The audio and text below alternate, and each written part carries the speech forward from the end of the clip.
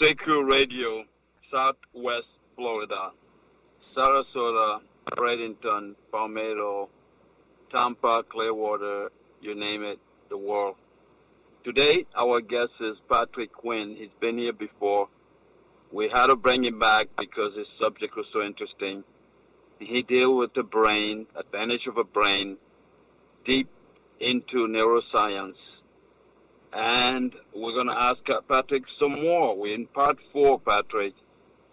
What are the benefits of be a lifelong learner? 5 steps each of us can take to cultivate great lifelong learning lifestyle. Thank you. Thanks for bringing me back on the show. This is such a gift. This is such a gift being with you. 5 steps each of us can take every day to cultivate a lifestyle of lifelong learning. Number 1, try something new. Try something new, whether it's cooking up a new dish, whether it's throwing on a new Netflix show, whether you wake up and you're like, you know what? I feel like going for a run this morning instead of jumping on my exercise bike. Trying something new is one of the best ways to rewire the pathways, the neural circuitry in our brain, and ultimately cultivate an attitude of just natural lifelong learning. Number 2, take a new path, a walk, a way, or a route. And what I mean by that is to cultivate this attitude of lifelong learning. We take certain routes every single day, whether it's our drive to the grocery store or even walking downstairs to the kitchen. Think about if you simply decided to take a right instead of a left.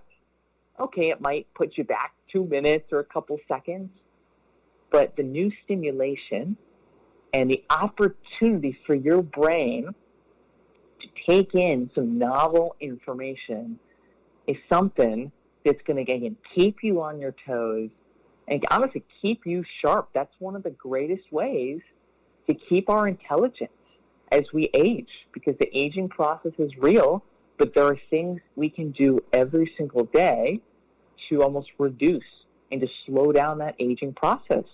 And going about things a different way is one of those things. Number 3, I mentioned this earlier, but to cultivate lifelong learning, take some time to read something new, watch a new show, engage with new information. Again, we're receiving information every day from all angles: radio, TV, text, messages. So if we're able to somehow engage with new information, sign up for a new weekly newsletter that you get in your inbox. Take some time to watch a documentary. If you're not into documentaries, pick up a new book that's been on your shelf for a while. These are all ways that we can engage in lifelong learning. And then finally, number 4 and number 5.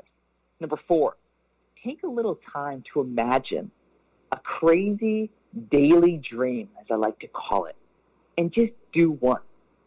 That could be drinking chocolate milk out of a wine glass. That could be eating your lunch on the floor of your house instead of at the dinner table. It could be just putting on some headphones and dancing for half an hour, and that's your workout for the day.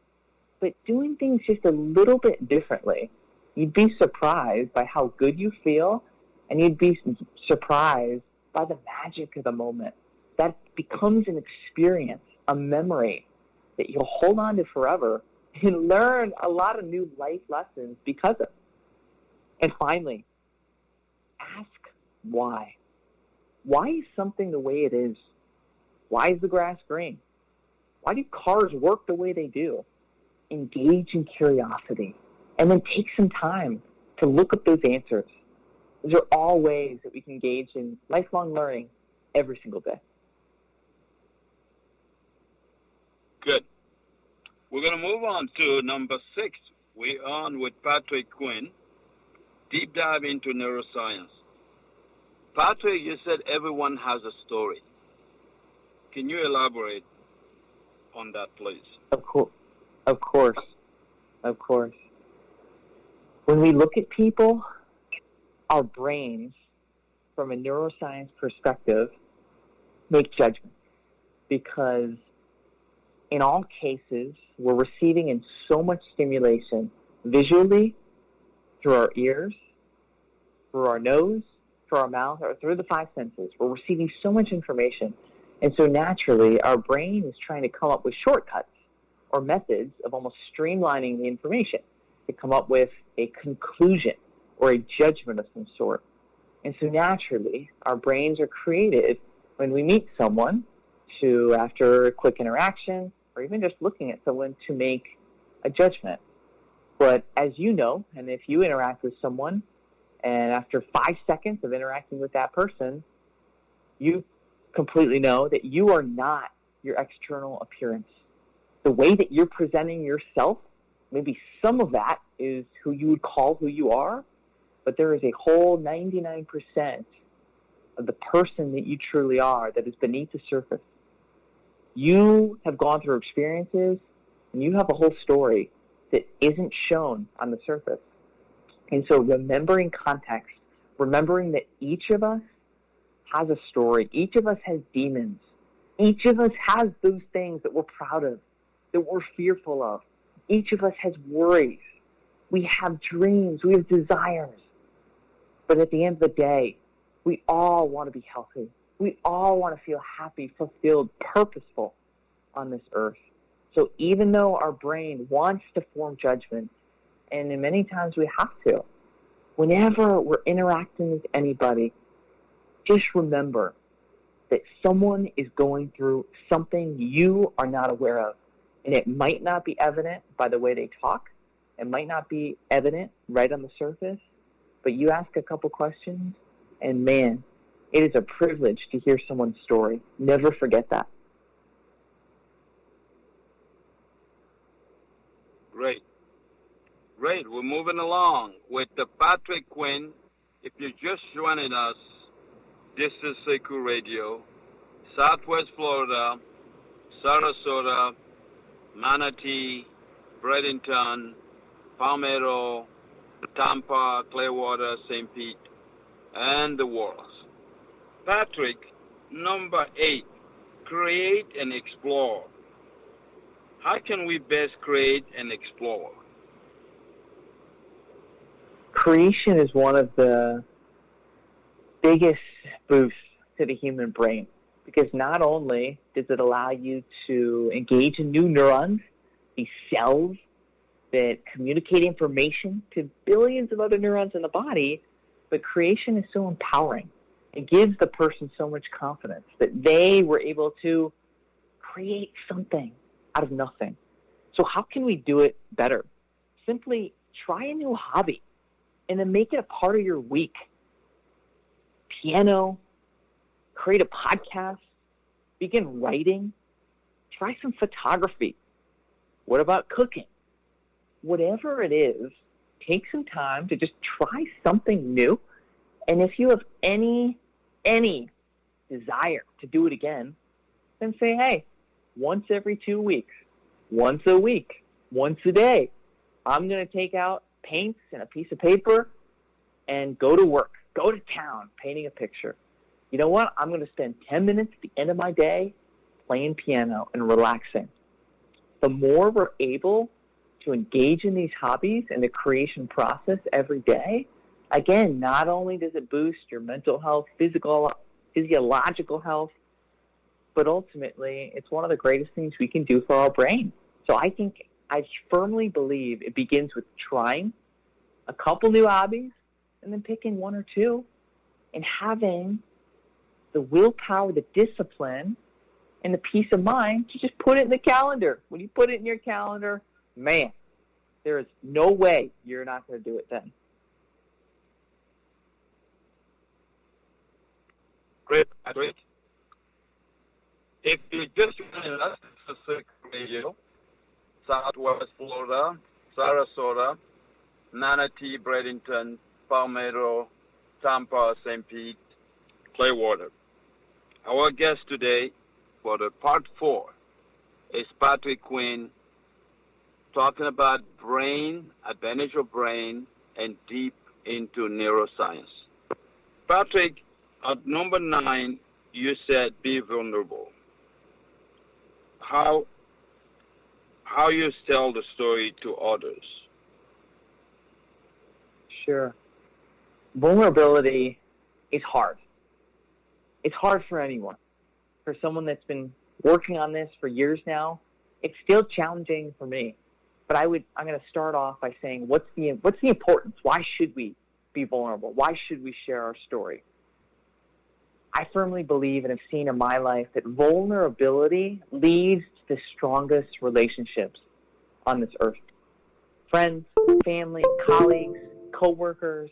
When you're vulnerable, that communicates to someone else that you trust them. You trust them enough to share that you're going through something and that life isn't as perfect as it may seem, or roses and dandelions, like many people believe. So how do we do this? Start with people that you trust. Start with some person in your life. When you're going through a challenge, call them up. Call this person up that you trust, that you've known for years, that you know you can trust them, and take 5 minutes and say, hey, man, I'm going through this. Are you willing to listen?